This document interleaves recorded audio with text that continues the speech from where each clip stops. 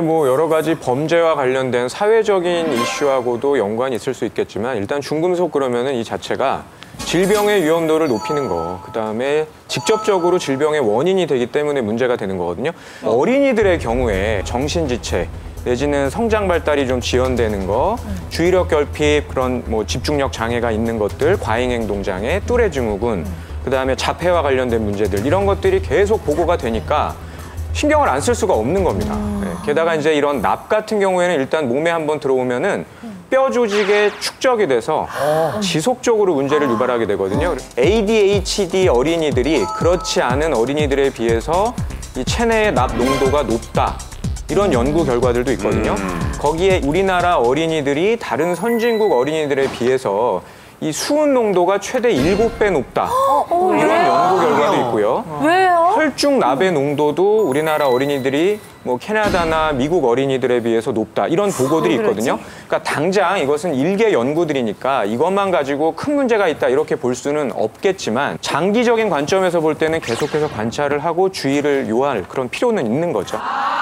태경군, 물어볼 게 있다면서요? 우리 선생님한테. 저는 중금속을 먹어본 적이 없는데 어떻게 우리 몸에 중금속이 들어와요? 그러니까. 진짜? 저 맞는 말이에요. 그러니까 먹어보지도 않았는데. 우리가 수은을 먹겠어? 궁금하대요. 알루미늄을 먹겠어? 우리가 건전지를 이렇게 빨아먹는 것도 아니고요. 쓸 수가 없는 심지어 그런 일인데. 것들도 많이 없단 말이에요, 지금. 알루미늄 뜯어먹는 것도 이규 아니고. 교수님. 제가 뭘까요? 비타민에서 어린이 질문은 처음 들어봐요.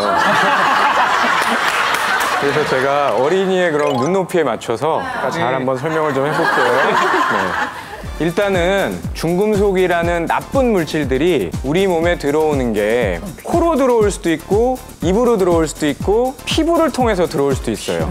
그런데 이런 것들이 우리 몸에 들어오게 되면은 만약에 코로 들어왔다 그러면은 우리 가슴 안에 폐라는 데가 있는데 이 중금속이 폐에 30% 그러니까 10개를 마시면 3개가 쌓이게 되는 거예요.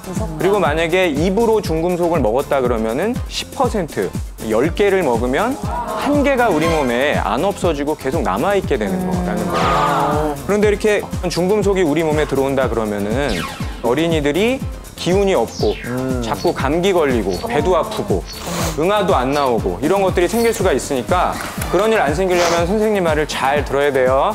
네.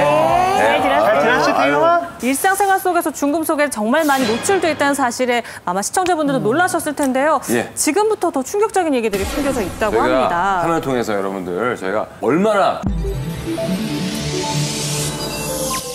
KBS